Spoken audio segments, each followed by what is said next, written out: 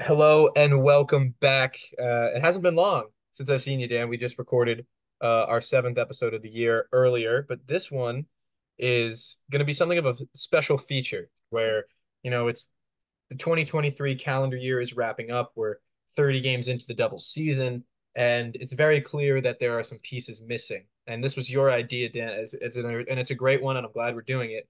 We're Yeah. going to be talking some potential uh, trades that the Devils could entertain if they go on to make some moves before um, the season we reach the deadline before the season's end. Yep. So we're just going to jump right into this puck on the parkway trade rumor feature, if you will.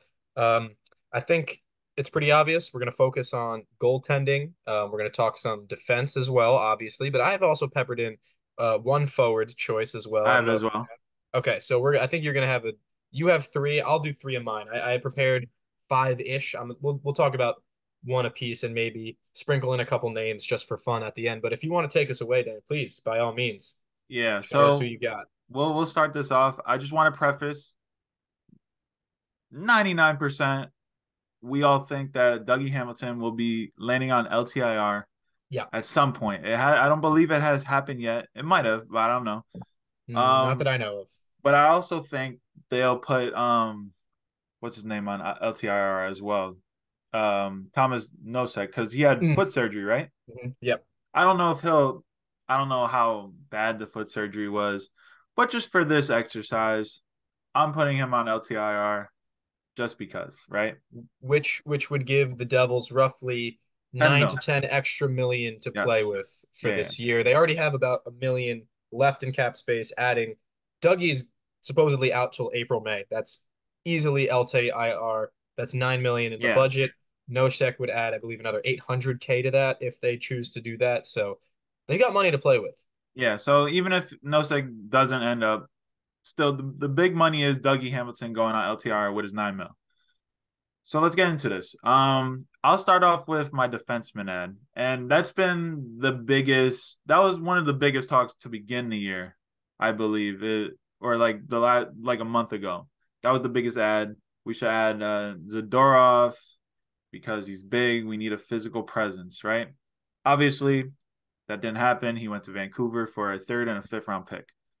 Which, when you look at it, you're like, that's not that big of a return, right? So when I was looking into this, I was looking at comparables from the past couple of years. Defensemen that that were on an expiring deal, but that were good to great defensemen that were available, right? Mm-hmm. And my guy is Noah Hanifin. Obviously, the past day or two, that's been the big name with the Devils, especially today, because today is the 22nd. 32 Thoughts came out today, and Elliot Freeman, when talking about Noah Hanifin in Calgary, said, and I quote, that screams the Devils, right? Mm-hmm. And he would be right. If you look at him, he'd be turning 27 in January, right? He's gonna be on an expiring deal. He's a free agent next year, right? But obviously, when making deals like this, Tom Fitzgerald has always said we want to build for the future. We want guys that are to be with our core going forward, and he would fit our core going forward, especially on D. Obviously, we have Jonas Siegenthaler on the left side and Luke Hughes on the left side. We talked about Kevin Ball this year, and he's kind of underperformed. So if you made a trade for a defenseman, right, on that left side, there's one spot still open. And for me, if you put Noah Hannafin for the next say 7 or 8 years, because he wanted an 8-year deal before Calgary kind of went down the dumps and contract talks went off the rails. If you have him, Siegenthaler, and Luke Hughes on that left side for the next say 5 years, I mean, that's one of the best left sides in the NHL. And you look back 2 years before, right? Noah Hannafin had 48 points. I mean, that's nothing to be like mad at. Like that's pretty good numbers, especially for the type of defenseman he is. So let's go look at what the deal would be that I made for him. Basically, a lot of previous deals for this type of defenseman included a first round pick, but the caveat was that They didn't have teams the would money. teams didn't have the money, so they would need to retain money. In this situation, with the Devils having Dougie Hamilton on LTRR, they don't need to retain. So obviously, that's extra value for a team trading away pieces. So in this case, I only have the Devils saying a second round pick next year, Kevin Ball, and Nathan Bastian back to Calgary. Now, obviously, Kevin Baldwin's pretty self-explanatory. Those two guys basically swap in for each other in the lineup for the Devils. A high-end draft pick for Calgary. Obviously, people might say you need a first. If it needs a first to get it done, and I know that we're going to re-sign him, I'll do it. That's fine with Absolutely. me. And then Nate Bastian goes back just because I don't know. I don't think he's gonna be with the team. I don't. When you look at the fourth line, right? You see Michael McLeod and Curtis Lazar, and I'm I like, those guys are perfect, right? Lazar, I have loved Curtis Lazar so Just let's just say so what a much, pickup last year so much. by Fitz. Just what a pickup. He Yeah. just fits this team so perfectly. But when I look at Nate Bastian, his chemistry with Michael McLeod's been like the only thing for me keeping him around. I just feel like since he got picked up on the expansion draft by Seattle, he had that little flurry when he came back, but ever since then he's kind of been on the downhill. I'm Mhm. actually surprised we gave him a 2-year deal, so he'd still have one more year left. It's basically just to give a little bit more cap room for the Devils. Right. And to be honest, I think Calgary might need a little more grind in their bottom six. So send them back. So I don't know. What would you think about that deal overall? I think the obviously the discussion of the pick is where it's like, yeah, it could be a first. You'd probably still make that trade if you're the Devils because you have Yeah, such a bright exactly. future locked up anyway. And I don't think that, we'd have to debate that much. I think it would be who is the third piece, and Kevin Ball being the one that goes the other way is pretty self-explanatory. Especially if you just watched episode 7 of Puck on the Parkway, you'd know why. Um, just to plug the show a little bit more. But Yep. I think Bastion is where, you know, the Flames would probably fall off the rails with the deal a little bit. But then it opens the discussion, what type of forward do you send back? Because Send Foot back. you could say it could be Foot, it could be I I don't want to say you send Nosek who's just got here and is on foot surgery, or a guy like Curtis Lazar I wouldn't want to get rid of, but you might have to dip a bit more into, I would say, Utica maybe, if they're not interested in Bastion, and that means a guy that you're not interested in getting rid of. I know is Graham Clark, who it was definitely valuable. Um, I'd be interested if but I think that would still be among the same level of interest for the Devils. It would definitely be a more interesting return for the Flames if Nathan Bastian is not something that they would want. And yeah, I really do like Nathan Bastian for just because there's not a lot of other Devils like him, right? But really, I think you hit it nail on the head. His chemistry with McLeod is what makes his position on the team that much more valuable. And I mean, look, Brendan Smith could do a job on the fourth line as a winger now. We know that. exactly, yeah. So I think that there's a spot to fill in if Bastian goes.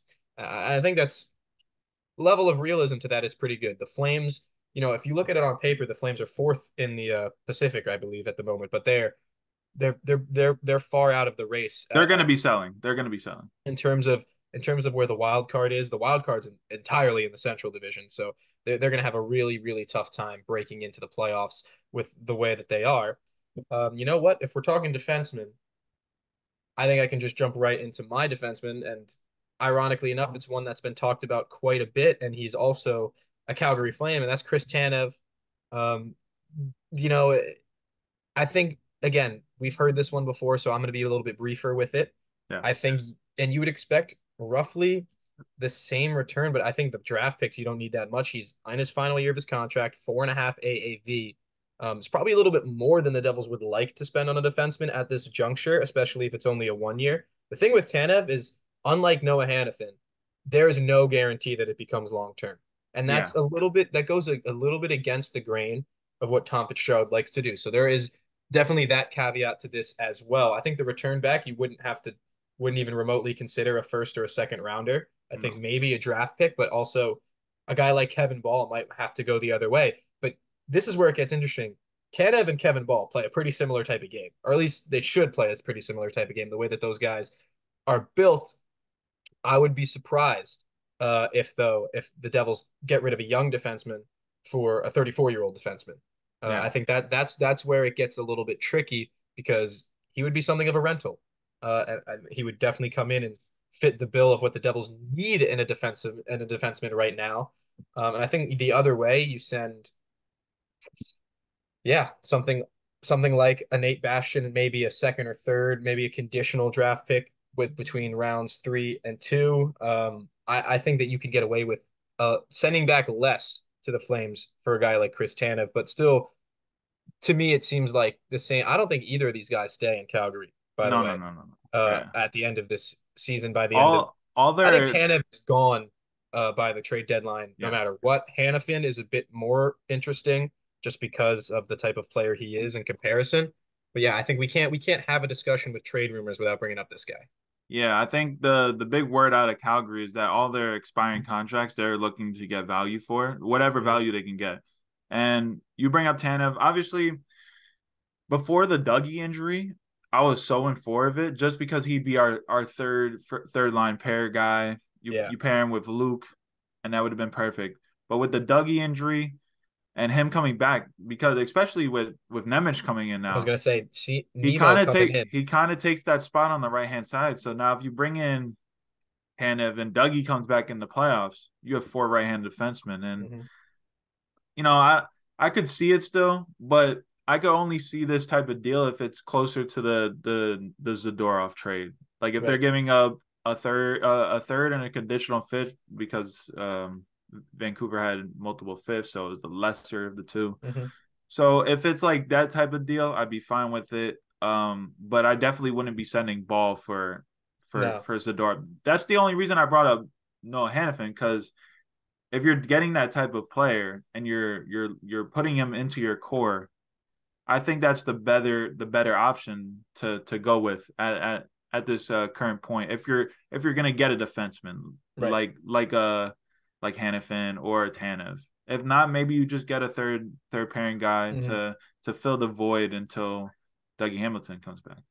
Yeah, and well, let's not make a mistake about it. The Devils currently have 8 NHL caliber defensemen rostered right now, including the injured Dougie Hamilton. Yeah. And I think before I throw this back to you for your next trade pick, there's a relationship that exists between the Flames and Devils in Yeah. terms of trades. I mean, from the Exactly. summer, the obvious one is Sharon Govich for Tyler Toffoli, and I'm unlike some Devils fans, I'm very glad that Yegor Sharon Govich is succeeding in Calgary. Oh Like yeah. that's a trade that I would make 10 times over again, even if Yegor went and scored 100 points this year, because you got Tyler Toffoli in return, who is a bona fide sniper in this league, point per game player. You absolutely make that trade 9 times out of 10. I love Share. I'm glad he's doing well in Calgary, but he's not the only one. I mean, Blake Coleman, former Devil in Calgary, AJ Yep. Greer, former Devil in Calgary, Kevin Rooney. Yeah. There's a lot of guys there. I think that Kevin Ball wouldn't mind joining the Calgary Flames and having some buddies in the locker room. Even though I think that Kevin Ball is someone who can bring value to the Devils sometime down the line, which is it makes all these discussions that much more interesting. Yeah. But if you want to take the next one, please go ahead. All right, so you tried to guess beforehand, but obviously we both made goalie trades, so Hmm. this would be my goalie trade. Now the only thing with this one is I've been trying to gauge at what a return would be, because obviously depth goaltending, even though he'd be a starter for us the rest of the year most likely, or he'd be in a tandem with Vitek, and we would send Schmid down to the minors to be a starter with him and Nico Dawes down in Utica. But my trade target would be Jake Allen from Montreal. Obviously, they have three goalies right now, so most likely they're looking to trade Jake Allen because obviously Caden Primo is still only 24.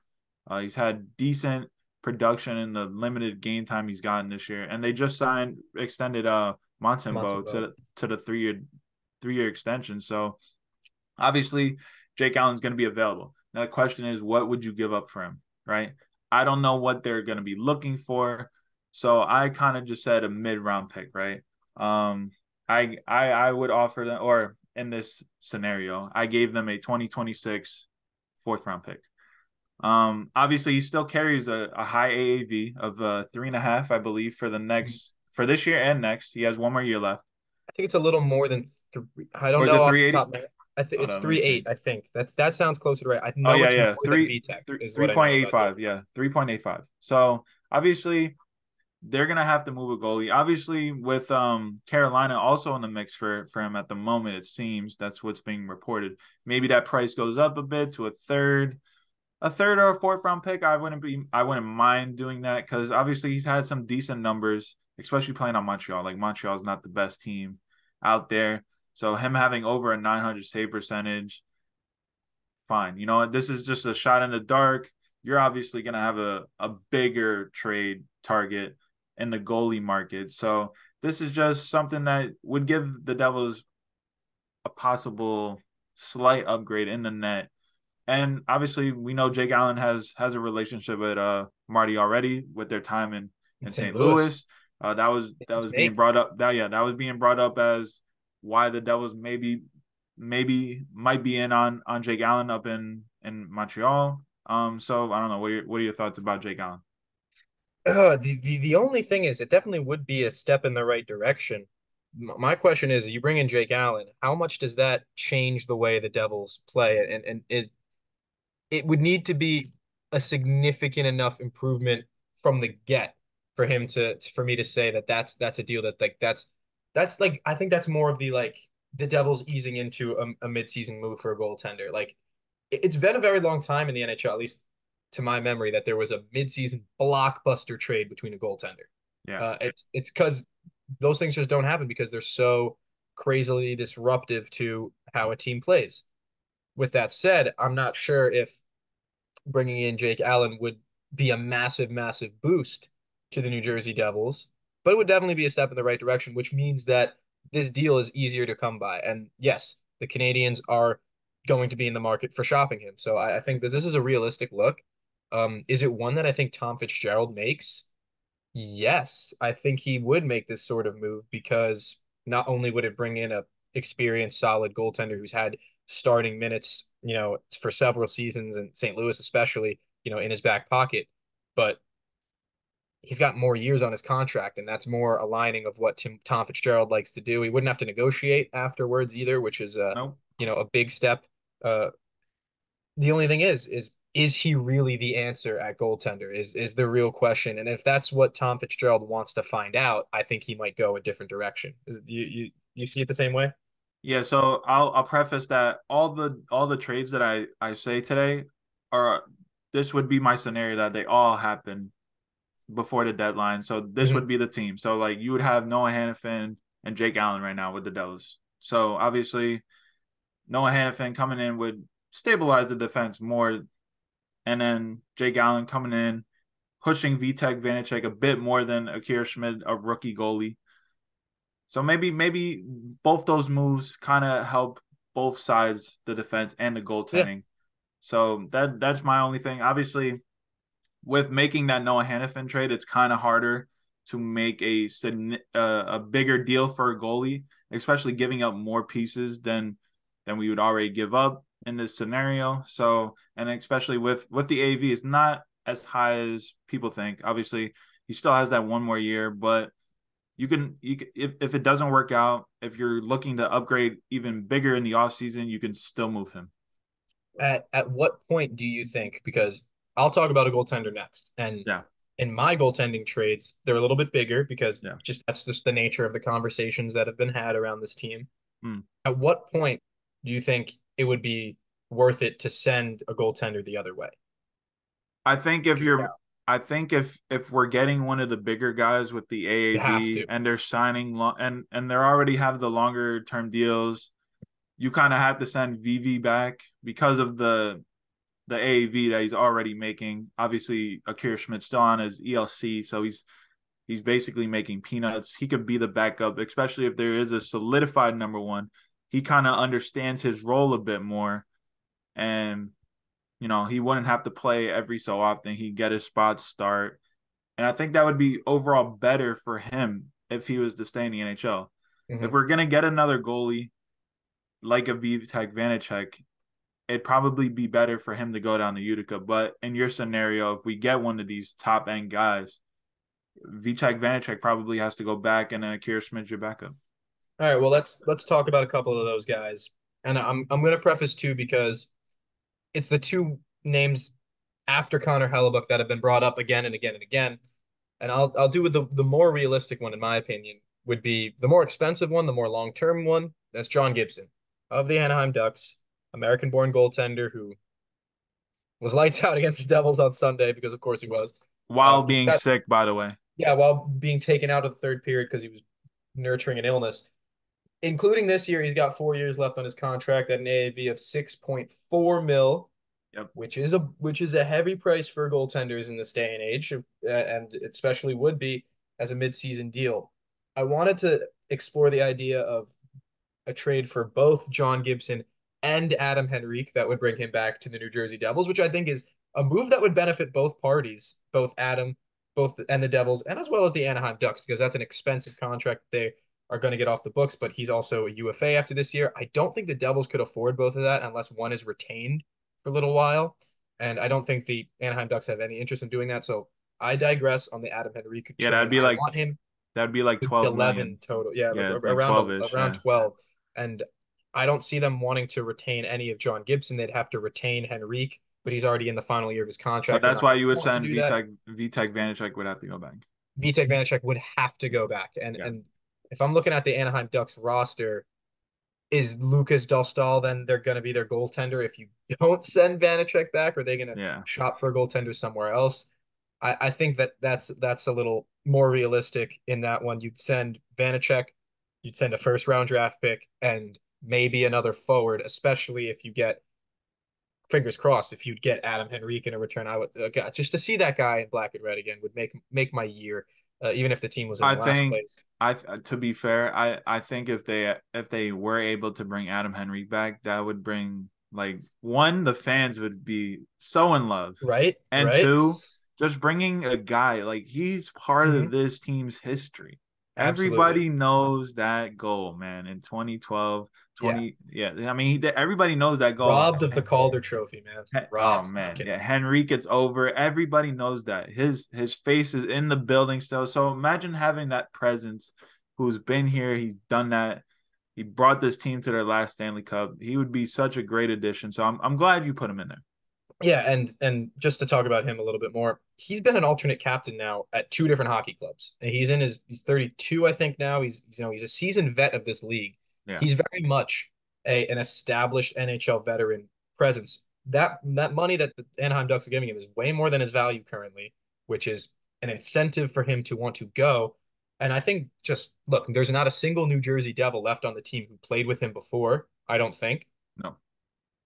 I mean, he got traded 2017-18 for Sami Vatanen, and I don't think anybody from the 2017-18 team that was around then is still around now. Also, maybe Nico. Yeah, Nico Nico would be the was a only one. rookie, and Brad, Nico and Brad would be the only ones and they because were those are the two rookies. long-serving Devils, which is crazy to even think about for a second. But yeah, I think that was a move that would be galvanizing for the locker room too. That'd be another great presence to have in there. And look, he's not afraid to play physical at this point in his career either, which would be a very very big boost to I would say the mid six of the Devils forward core. And look, Penelico, yeah, the face off percentage, second power play. yeah, net front presence on a power play would be great. I think the John Gibson though speaks for itself. You'd be Yeah, getting one of the top 10 goaltenders in the league, one of the best of the last decade, one of the more consistent ones. Even if his numbers this year have not been fantastic, you would be obviously you would never again have to think about the goaltender position because you would have a guy there that you know is not only a vet but has never really won anything meaningful because of the teams in front of him have been terrible. This would be the first time really he'd be playing behind a good hockey team. And I and think that Schmidt could that's develop right behind him. yeah, Yep. that would be a great thing for Akira Schmid. It'd be a great thing for Valgren and Nico Dawes too. Who let's not forget about those guys. Those guys still have something of a role in the team. They both, especially Nico Dawes, has been very good in Utica this year. He earned a call up earlier this week for the Devils. I'm just going to mention the other option would be Yusei Saros is the other one people are bringing up. A little bit less expensive, but the Now Predators are competing. to be fair, I think he'd be more expensive. he's his contract, I'm saying, is less expensive, Oh, and he's yes. in the Okay. final year of his I contract. see what you mean. Okay. But the return for the Devils would have to be a lot Like more. it would be stupid. There would have to be absolutely have to be a draft pick, absolutely have to be probably It might be two first. probably two, maybe two first. I think Kevin Ball would have to go if you and look, the Predators have seven high caliber defensemen. Tyson Barrie's in the last year of his He contract. I'm not. actually UC Saros has one more year after this. Oh, he has one more. Okay, Yeah. that's my apologies. Tyson Barrie is in the final year of his contract. He's expensive, but he could get retained. You would have to send a defenseman the other way, likely. He's been playing as a 7D role a lot. That's another veteran D man that you could bring in if you wanted to. So there's flexibility there. I think you'd also have to send probably a scoring forward if you don't send two top high end draft picks because of Yeah, Graham I don't know Clark. if you've seen I don't know if you've seen the Predators forwards on paper. It could definitely use some firepower, and that might mean a guy like Dawson Mercer has to be given up. And I would be hard pressed Well, if if we're I'm Tom giving up the Fitzgerald. two first, I'm not sending Mercer back. Yeah, that's right. It would have to be two first rounders or a player to the level of a Dawson Mercer. Yeah. Um, Funny I thing think about Nashville, actually, they're eight tough. and That two would in be their harder to last pull 10. off, I think. Was that?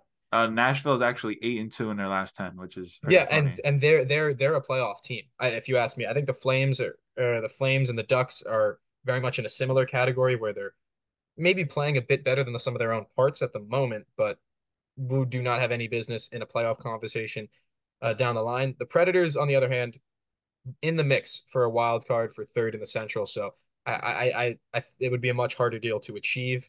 Yeah. But I have to throw that out there. He's a name that's being thrown around, and he's a perennial Vezina candidate, even more so than Oh, Gibson is at this point. yeah.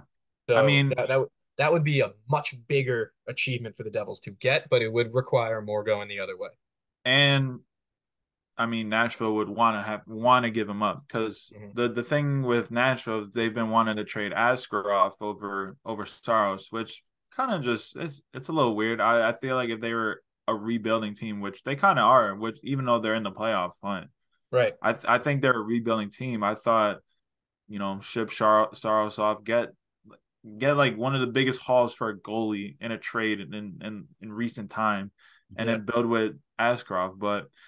They kind of want to trade Askarov, but yeah, that would be the thing. You would have to convince Nashville to trade him, and you'd have to blow them out of the water with a trade. So probably John Gibson of the big fish is the more realistic guy to get. So Mhm. I like that you brought him up. We'll see if they go for that type of goalie. So, but yeah, Yeah. I've mentioned just about every player I had thought of because a lot of them exist on the same teams, yeah. Henrique and Tyson Barrie as well. So if you want to finish this off with your last one, I think that we've discussed some good options for Tom Fitzgerald to consider, but please, this could be the cherry on top. All right. So the funny thing is, I actually have a player you've mentioned as my last ad. Oh, who is it? It is actually Adam Henrique. So Oh, of course it is. I Well, look, come wanna on. I so this Let's is what talk a I little bit more about Rico then. oh I Let's was talk for glad I ages was about this guy. glad you brought him up because I wanted to surprise you that he was in my trades. So the offer I made was I had to Bring him retain back. 500 I had to retain 500K on him. So with all three trades that we've made, uh, we'll have like 20K in cap space. So we're fine there. Bang. We fit under the cap. And then you add Dougie Hamilton to this team in the playoffs, right? So my trade for Adam Henrique, right? Obviously, he's on an expiring contract. He's a center. He'll cost a little bit, right? So I offered a 2024 fifth, a 2023 third, Nolan Foote, and Chris Tierney to offset the cap. Chris Tierney Okay. goes back since he's only making 775K or whatever it is. So you bring Adam Henrique back. For me, he'd be the third line center next to Dawson Mercer and Eric Holla. And you just run that line out there. That's the grind line right there. I love that. They I can love it. eat that's your defensive line right there. And the fourth line would be McLeod, Lazar, and Holtz. Because for me, Holtz has been playing really good with McLeod. I don't know what it is with those two, how they kind of meshed, but they just seem to work together. I Obviously, it's more on the fourth line, but Alexander Holtz deserves to be on this team, and that's the role for this year. I'm glad you mentioned the Holtz McLeod thing because it would really work, and it has been working because McLeod digs and Holtz gets into the good shooting areas, and then Mm-hmm. it just opens up space for him, And then you would which have Lazar on that line as well. and then you have Curtis Lazar on that line who just helps that out. He'll dig in front of the net. McLeod will dig in the corners. You get Holtz shooting in the high slot in the circles on the half wall. That's sort of his forte. Look, if there's one thing we know here is that there are options around the league for the Devils to get better. Yeah. The biggest question mark is still the goaltending one, and I think that there is a chance the Devils could make a big splash for a goaltender mid-season for the first time. I think the last one I can think of is Ben Bishop maybe going from the Lightning to the Stars, or was it to the Lightning to the Kings and then the Stars? Yeah. I remember he was thrown around in 2016 or something around that time. So last time I can remember a big goaltending trade mid-season. Um, unless you count like Jonathan Quick last year, which I I obviously don't count wouldn't. him. No. No, but yeah, Tom Fitzgerald has some things he can mess around with, but if I can bring us back into reality just for a second, if Yeah. there's a chance the Devils don't make any of these moves, do you think that there's still a chance that they can look like the team they were last year, that they can progress and grow and play to their expected goals and sneak back into the playoffs this year? Because there's a chance that they don't make any of these moves. The only way they make like turn back into the team they were last year, it has nothing to do with the skaters. It's all about the goalies. Like Mm-hmm. obviously last year we still had like defensive breakdowns here and there, right? This year it's happened a bit more often, but I feel like that could be reduced with everybody getting more game time together, meshing a bit more. And obviously we still have two rookies on defense right now, right? More game time, more comfortable they'll be on the ice, right? But if Vitek Vanacek or Kier Schmidt or even both like just have any resemblance to what they were doing last year, I mean this team probably is battling with the New York Rangers for first place in the division. I mean Yeah, it's that simple. Like we've had literally zero goaltending and we're like 12 points off the pace of the Rangers.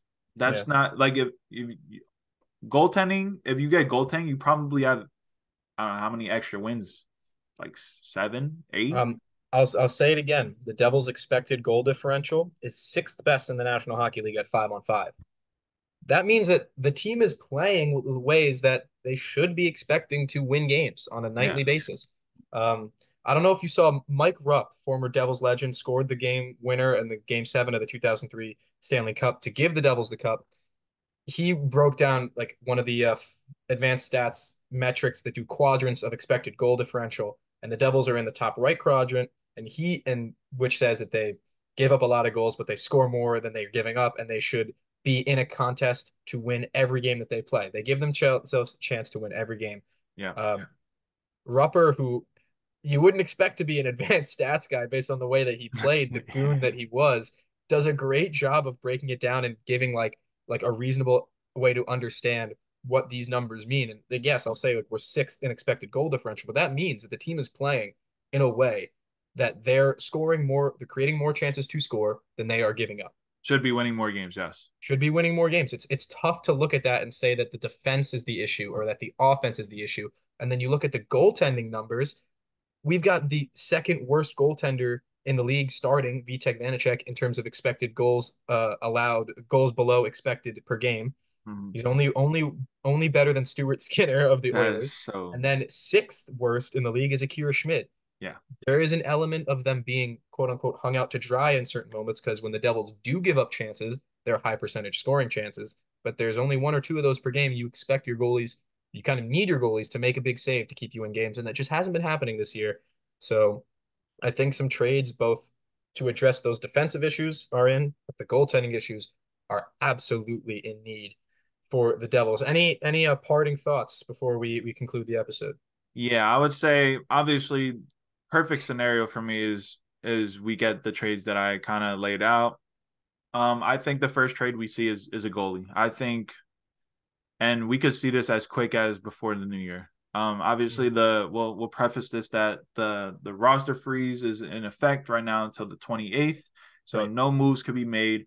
But Means this video won't be out of date. I wouldn't be shocked if they make a move like that day, like the 28th. We come out of the freeze and there's a trade announced or the day after, because I think Fitzy's looking at this and saying, you know what, if we kind of want to save the season, we need to bring a new fresh face in here Hmm. to give us a chance. Because obviously we'd love Vitek Vanchek, Akira Schmidt to be the answer, but right now it's just not working. Maybe they just need a step back to regather themselves, and and let's see. Maybe a new goalie comes in and takes the reign and helps this team, and they don't need any more moves. Maybe they just need depth pieces. But if any of these deals are out there, I would say for Fitz, go make the Explore. go yes, explore. Go see what you can get out there, man. Because this team has the pieces. They have the core pieces to be a contender every year going forward for the next decade. So you don't want to waste not one single year. So Hmm.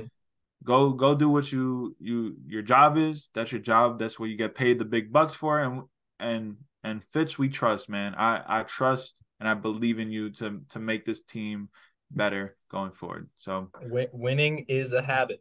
You don't take a year off, even when you have the core that you have locked up for 10 years. Time will tell sooner rather than later. If yep, Tom Fitzgerald wants to explore these moves, I think he will. He's definitely been asking. It's confirmed that he's been talking about asking prices for John Gibson, and we'll see what other players we're rumored with moving forward. But I think that's a pretty comprehensive discussion we just had about who's available, what needs and wants they'll want to address. But yeah, time will tell. Daniel, I thank you, man, for having this idea. I think it came yes, at the man. perfect time with the roster freeze and the holiday break right around the corner. The Devils in action tomorrow night at the Rock against the Red Wings. That's a tough game. That's a tough game. We'll see how they respond to this 3 game losing streak on their homestand. But I think that's just about all the time we have for this Trade Rumor Feature Report on Puck of the Parkway. I'm James Burley, Daniel Rebane. Thank you for watching so long. Happy Let's go holidays, Devils. everybody. Happy holidays.